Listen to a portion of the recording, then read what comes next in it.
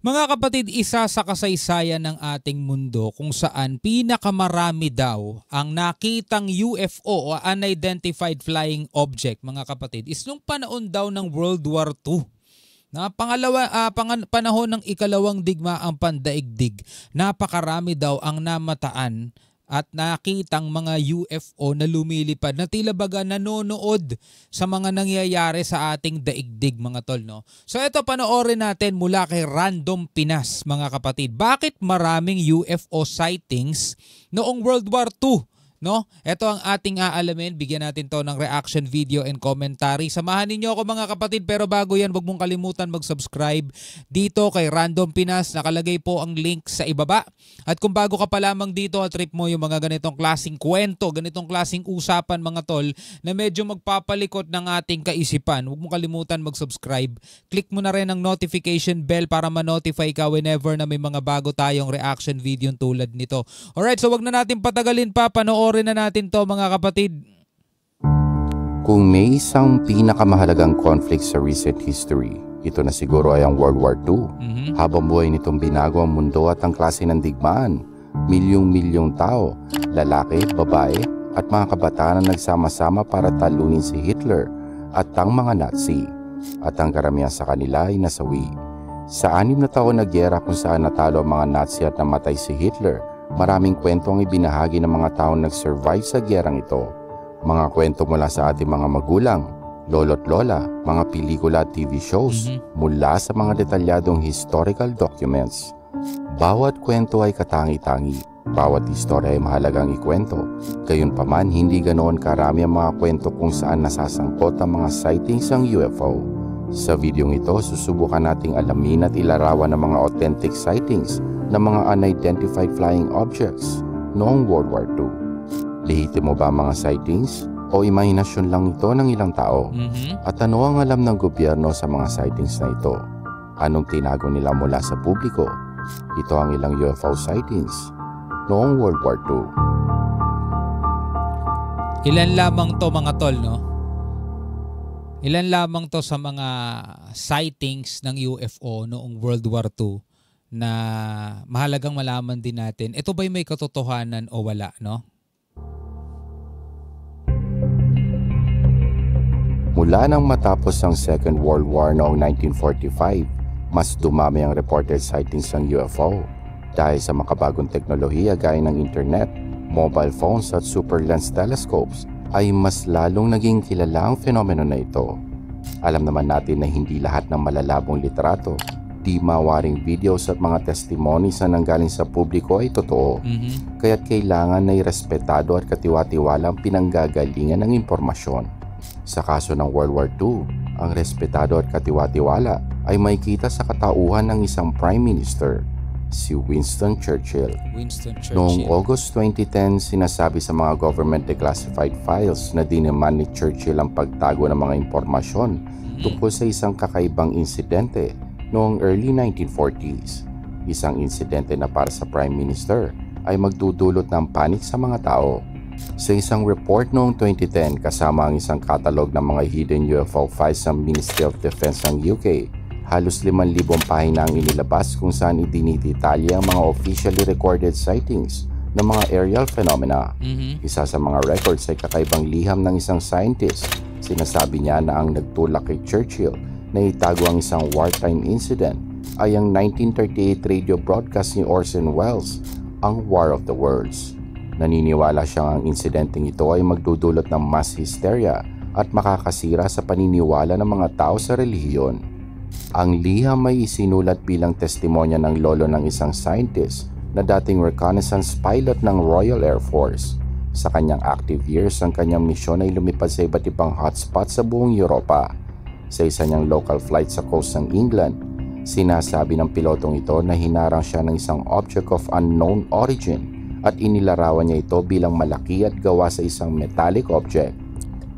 Tandaan natin, mga tol, itong mga panahon na to hindi pa ganun kaunlad yung teknolohiya, no? Kaya kung may makakasalubong sila ng mga isang object na lumilipad at hindi katulad ng shape ng eroplano niyang daladala yung makikita niya, talagang alam mo yun, mapapaisip at magugulantang ang kanyang kaisipan. At inilarawan niya ito bilang malaki at gawa sa isang metallic object.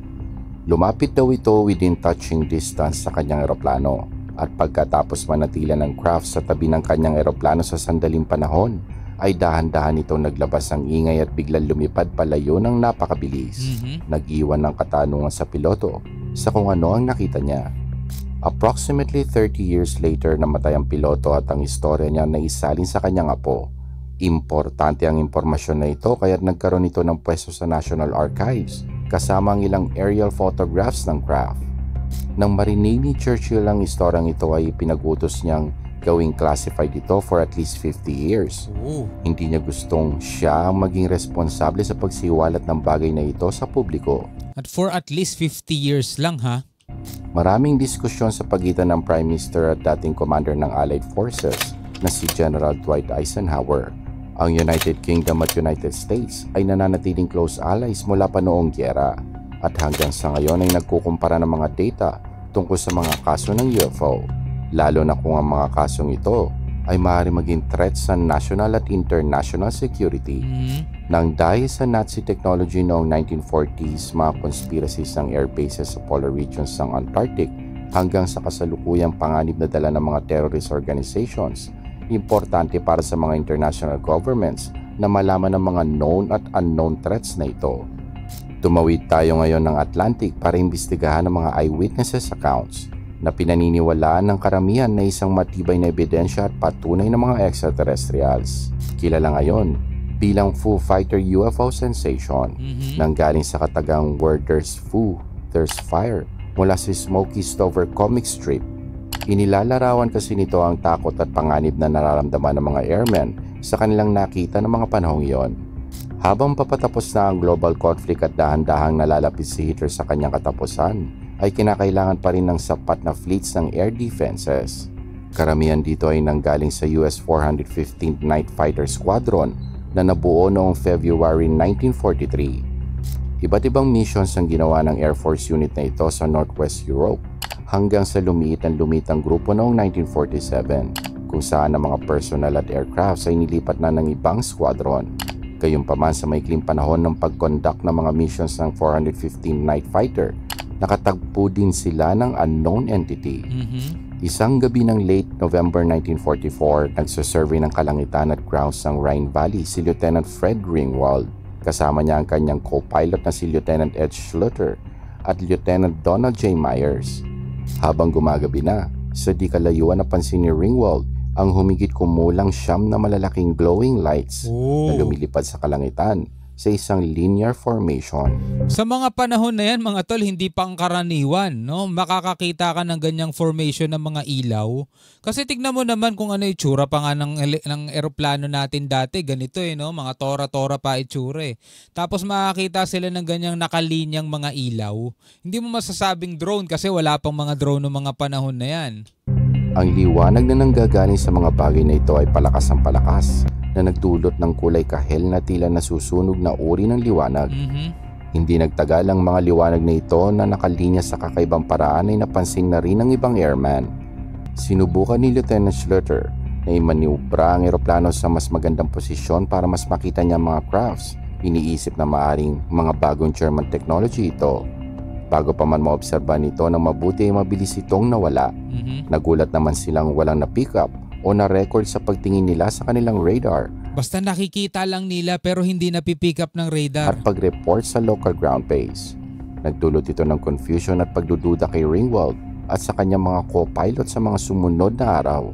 Ngunit hindi ito nagtagal. Dahil sa mga sumunod na linggo ay mas marami pang sightings ang na-record at na-verify ng iba pang miyembro ng 415th unit. Sa mga sumunod na buwan, sa kabila ng winter conditions ay may 3 sightings pa ng mga misteryosong anomalies na ito. Isang American pilot ng squadron ang lumilipad sa ibabaw ng town ng Braysac sa Rhine Valley region. Sa di kalayuan, nakita niya ang 5 o 6 na flashing red or green lights na nasa isang T-shaped formation. Ikinatakot ng piloto ang kanyang nakita at mabilis din itong nawala. Ni-report agad ito ng di pinangalan ng piloto sa kanyang mga superiors. na siya naman nagbigay ng patibay sa naranasan nila Ringwald. Di kaya, no, yung mga panahon na to mga tol ay sabihin natin, no, totoo, may alien. Di kaya itong mga panahon na to ay pinapanood nila tayo at tinitignan nila kung anong klaseng mga teknolohiya meron tayo at kung anong klaseng sandata meron tayo mga tol, no? Kung saan hindi nila ito inihayag dahil sa takot masabihang mentally unstable. Mula noon ay tila parami ang mga officers at flight crews na nakakakita ng mga bagay na ito sa kalangitan. Isang flight lieutenant pa ang nakaranas ng halos kaparehas ng naranasan ni Ringwald. Isang malaking cylindrical shaped figure na tila lumilipad ng walang pakpak ang lumapit ng mabilisan sa pakpak ng eroplano ni Lieutenant Sam Krasny. Sinubukan ng pilotong umiwas ngunit nanatili ang UFO sa kanyang tabi hanggang sa bigla na lamang itong lumayo at nawala. Nagkaroon ng suporta mula sa mga local flight crews ang istorya ni Krasny dahil napapansin din ng mga ito ang pagsulpot ng mga orange at red globes sa kalangitan na hindi nila may kumpara sa kahit anong craft na alam nila. Ang bilis, taas at bilis ang pagmaneuver ng mga ito ay nagbibigay ng takot sa ilang piloto at naging dahilan ng ilang investigasyon sa mga sightings.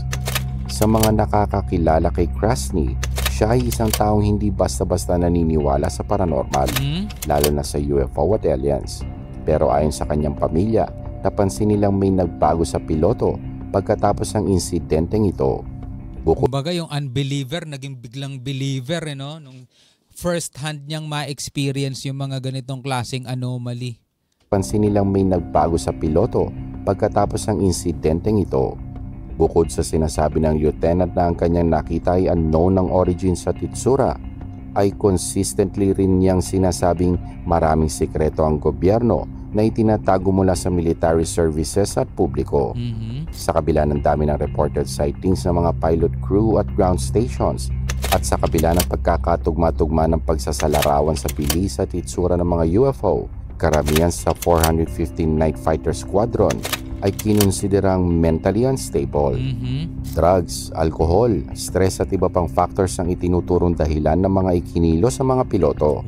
Ganon din sa mga nakita nila sa kalangitan.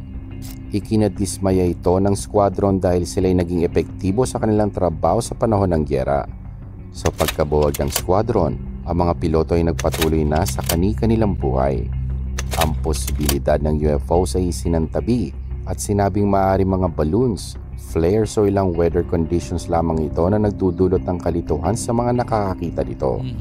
Sa paglipas ng panahon, may ilang mga ebidensyang inilabas sa publiko. Ang paniniwalang totoo lahat ng naranasan ng mga pilotong ito ay maaaring maging posible.